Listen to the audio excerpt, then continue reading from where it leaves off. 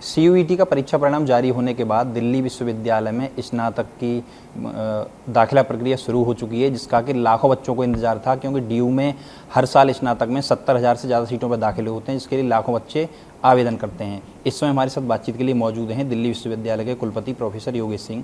हम सर से जानेंगे कि इस बार की जो दाखिला प्रक्रिया है उसमें पिछले साल से क्या कुछ अलग है, पिछले साल जो सीटें खाली रह गई थी उनको भरने के लिए क्या इस बार कुछ नया कदम उठाया जा रहा है डीयू के द्वारा। ये सारी प्रक्रिया पे सर से हम विस्तार से बातचीत करेंगे। जी सर, बहुत बहुत स्वागत है आपका ईटीवी भारत में। Thank you. ऐसा है कि अभी एडमिशन शुरू हो गए, सीयूटी का रिजल्ट आ गया और फर्स्ट राउंड के लिए अभी चॉइसेस भरी जा रही हैं। पहली बात तो मैं सभी स्टूडेंट से अपील करूंगा कि आप सभी कॉलेजेस में और अपने चॉइस के हिसाब से कोर्सेज भरें, जिस कारण से किसी भी तरीके से ऐसा ना हो कि आपकी चॉइस ख़त्म हो जाए या आपको न मिल पाए। ज़्यादा से ज़्यादा ऑप्शंस को यूज़ करें जिससे आपको फर्स्ट राउंड में कोई ना कोई सीट अलॉट हो। अब पिछली बार के अनुभव को देखते हुए और उससे पिछली बार के भी अनुभव को देखते हुए हमने ये तय किया कि जो कॉलेजेस बहुत ज़्यादा जहाँ पर की वैकेंसी नहीं क्रिएट हुई पिछले 2 सालों के अनुभव से, वहाँ पर हम 20% और 30% एडिशनल सीट्स देंगे पहले राउंड में, और उसके बाद में हम अभी असेसमेंट कर रहे हैं और हो सकता है कि हम 70-80% तक भी एडिशनल सीट्स दें जहाँ पर कि बहुत सारी सीटें जिन कोर्सेज में खाली रह गई थी। तो पहले या दूसरे राउंड की प्रोसेस में ही हमारी इच्छा है कि ज़्यादा से ज़्यादा सीट्स भर जाएं और क्लासेस स्मूथ चल सकें।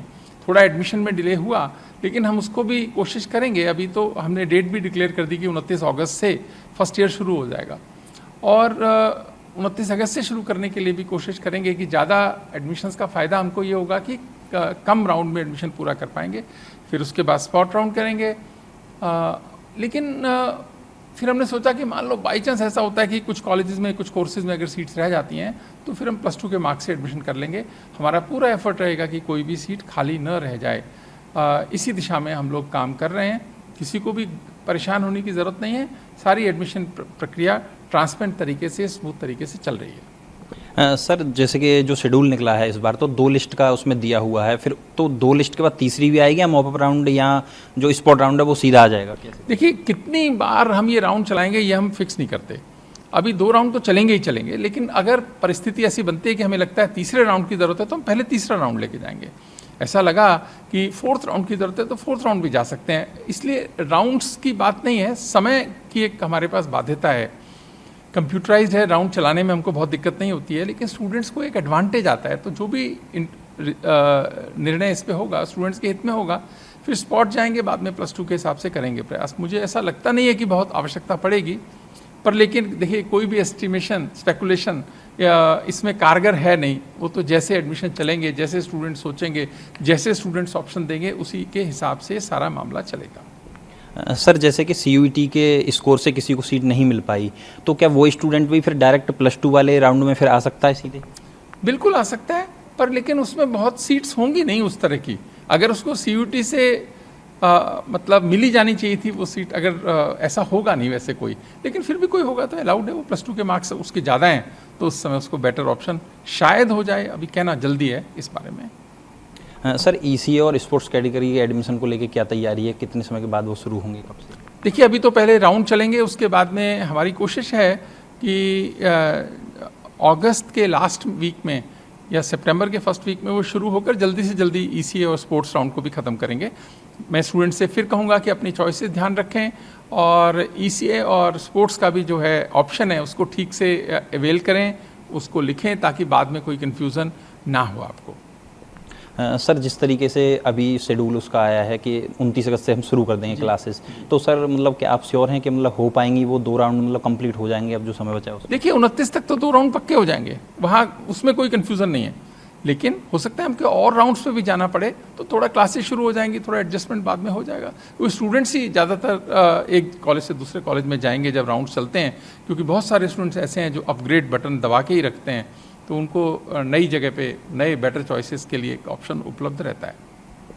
सर, दाखिला प्रक्रिया के अलावा एक जो भर्ती चल रही है डीयू में कॉलेजों में असिस्टेंट प्रोफेसर की, जो डीयू के जो 12 कॉलेज हैं जो दिल्ली सरकार के द्वारा वित्त पोषित हैं, सर उनमें अभी तक भर्ती शुरू नहीं हो पाई है, तो उसमें क्या रास्ता निकालने की? देखिए, एक बड़ी अजीब सी परिस्थिति बन गई है कि बाकी सब कॉलेजेस में बहुत सारे टीचर्स का रिक्रूटमेंट हुआ है, अभी 12 कॉलेजेस में नहीं हो पाया है। तो दिल्ली सरकार के साथ हमारी बातचीत भी चल रही है कि इसको कैसे रिजॉल्व किया जा सके। ये मैटर एकेडमिक काउंसिल में भी बहुत डिस्कस हुआ और उसके बाद में एग्जीक्यूटिव काउंसिल में भी हुआ। एक कमेटी कॉन्स्टिट्यूट की गई थी, उसकी रिपोर्ट प्लेस की गई एग्जीक्यूटिव काउंसिल के अंदर। तो सब लोगों की इच्छा थी कि इस पर जो है अब चर्चा होनी चाहिए इस सब्जेक्ट के ऊपर। तो एसी में ये तय किया गया कि एक स्पेशल सेशन बुलाया जाएगा जो कि इसी सब्जेक्ट पे बात करने के लिए एकेडमिक काउंसिल का। और लेकिन अभी हमारे पास बहुत सारे रिक्वेस्ट ईसी के मेंबर्स की भी आई कि नहीं हमारा भी होना चाहिए। तो हमने सोचा कि एक जॉइंट ईसी और एसी की मीटिंग हम करेंगे और 3rd वीक में वो हम प्लान कर रहे हैं, जुलाई में ही वो मीटिंग होगी और उसमें इस विषय पे चर्चा करेंगे। हम चाहते हैं कि कोई रास्ता निकले और मुझे उम्मीद है कि दिल्ली सरकार भी चाहती है कि रास्ता निकले और बहुत जल्दी हम लोग मिलकर कोई रास्ता निकालेंगे इसमें। सर एक और मतलब चर्चा में आया है मुद्दा कि जो DSGMC के जो कॉलेज हैं, जो मतलब माता सुंदरी या गुरु नानक देव खालसा कॉलेज, श्री गुरु तेग बहादुर खालसा कॉलेज, तो सर ऐसा एक मतलब मैंने देखा था कहीं खबर के मतलब ये जो कॉलेज हैं DSGMC कह रही है कि इस बार हम डुसू से इसको अलग कर देंगे। तो ऐसा कुछ आपके संज्ञान में आया या आपके पास कुछ ऐसा प्रस्ताव आया है क्या? जी, एक रिक्वेस्ट ज़रूर आई है मैनेजमेंट कमेटी से उनकी कि वो डूसू में पार्टिसिपेट नहीं करना चाहते। तो देखते हैं अभी इसमें क्या ऐसा हो सकता है, नहीं हो सकता है, स्टूडेंट्स क्या सोचते हैं। तो बहुत सारा सब्जेक्ट है, ज़रूर हमारे पास एक रिक्वेस्ट आई है लेकिन कोई निर्णय इस पर नहीं हुआ है अभी। सर एक ये डूटा की काफ़ी मांगे हैं, कई सारी मांगे हैं। वो 8 अगस्त से अभी पार्लियामेंट में धरना प्रदर्शन भी शुरू करने जा रहे हैं। कुछ उनका उसमें मांगों में एक ये है कि EWS कैटेगरी के कुछ पद हैं, वो सीटें अभी मतलब असिस्टेंट प्रोफेसर की नहीं लाई गई हैं। तो सर ये क्या मुद्दा है और क्या मुद्दा? नहीं, देखिए EWS का जब रिजर्वेशन आया तो उस चक्कर में सीट्स बढ़ी, तो प्रोपोर्शनेटली टीचिंग पोजीशंस की बात है इसमें कि वो क्रिएट होनी चाहिए, ऐसा उनका मानना है। और सरकार उसमें ध्यान भी दे रही है, कोशिश भी है उसमें कि वो उस तरह से हो। मुझे मालूम नहीं कि वो पार्लियामेंट पे धरना देने वाले हैं कि नहीं देने वाले, पर मैं तो अपील करूंगा इसकी कोई आवश्यकता नहीं है। आप रिप्रेजेंटेशन वाइस चांसलर के ऑफिस में दे सकते हैं और सरकार उस पर उचित कार्रवाई करेगी। यूनिवर्सिटी ग्रांट्स कमीशन भी बहुत सेंसिटिव है टीचर्स से रिलेटेड इश्यूज़ पे। भारत की सरकार भी और माननीय शिक्षा मंत्री भी बहुत संवेदनशील हैं इन पे, वो करेंगे। मुझे नहीं लगता कि धरने की कोई आवश्यकता है। सर अभी कुछ समय पहले डूसू के ऑफिस में कुछ तोड़फोड़ हुई थी, जिसमें NSUI के ऊपर ABP ने आरोप लगाया था। तो सर उसमें आपने कमेटी गठित की थी, तो आपके पास रिपोर्ट आ गई होगी कमेटी की। सर क्या फाइंडिंग्स हैं, क्या उस दिशा में आप कुछ कार्रवाई के लिए क्या करें? नहीं, देखिए कमेटी की रिपोर्ट आई है, उन्होंने कुछ रिकमेंडेशंस दी हैं। उसमें से एक रिकमेंडेशन ये भी है कि बहुत देर शाम के बाद में ये ऑफिस नहीं खुलने चाहिए। पर सबसे बड़ी बात यह है कि वो रिकमेंडेशन तो चलो कुछ अमल में आएंगी, स्टूडेंट्स को इस तरह से झगड़ा भी नहीं करना चाहिए। आफ्टर ऑल ये यूनिवर्सिटी है, यहाँ हम पढ़ने के लिए आते हैं और डूसू के जो बच्चे हैं उनको अच्छा उदाहरण पेश करना चाहिए। किसकी गलती थी, किसकी नहीं थी, किसकी कम थी, किसी की ज़्यादा थी, ये सब्जेक्ट नहीं है। सब्जेक्ट ये है कि हमारा जो कंडक्ट है वो एक अच्छे स्टूडेंट का कंडक्ट होना चाहिए। वो होगा तो ये गलतफहमियां भी कम होंगी, झगड़े भी कम होंगे। पर लेकिन थोड़ा एक इंसिडेंट हो गया, अनफॉर्चुनेट था। अच्छी बात ये थी कि बहुत सारे डूसू के पदाधिकारी जो थे रात के होने के कारण नहीं थे, और पर फिर भी स्टूडेंट्स को झगड़ा नहीं करना चाहिए, अच्छी बात नहीं है ये।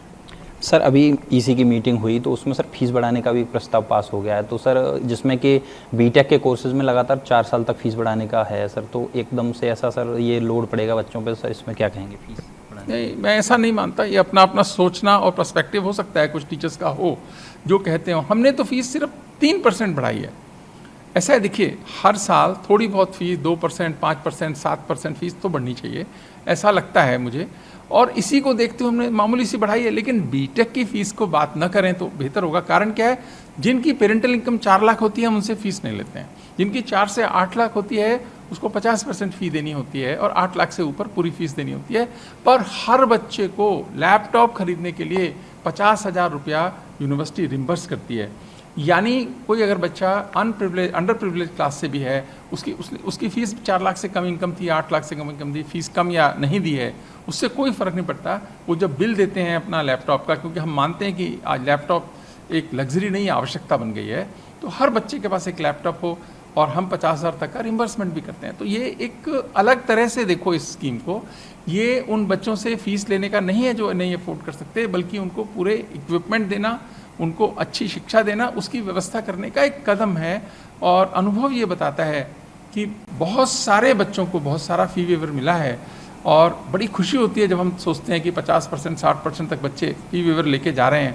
इसका मतलब ये है कि जो बच्चा पढ़ रहा है वो आगे आ रहा है। ये एक बहुत सेटिस्फेक्शन है, हमें इसको इसी दृष्टि से देखना चाहिए। सर एसओएल का एक पूरी दिल्ली में एक सर कैंपस बन के तैयार हो रहा था, तो सर वो सर शुरू होना था इस साल से, तो उसमें कितना समय है? और एक सर लॉ सेंटर भी वहाँ बनने का प्लान है, तो सर वो कहाँ तक प्रक्रिया पहुँची? नहीं, वो दिल्ली यूनिवर्सिटी का ईस्ट कैंपस आ रहा है, तो वहाँ पर हमारा कंस्ट्रक्शन अभी शुरू होने जा रहा है। तो वहाँ पे कई कोर्सेज चलेंगे, कई तरह के कोर्सेज चलेंगे, उसमें लॉ भी जाएगा उसके अंदर। और जहाँ तक आप कह रहे हो कि एसओएल का जो एक सेंटर की जो बात है, जो ईस्ट कैंपस का एरिया है वहाँ पे तो बनाने में भी वक्त लगेगा, लेकिन उनकी कई बिल्डिंग्स और बन रही हैं, तो वो जैसे ही तैयार होंगी उसको यूज़ करेंगे।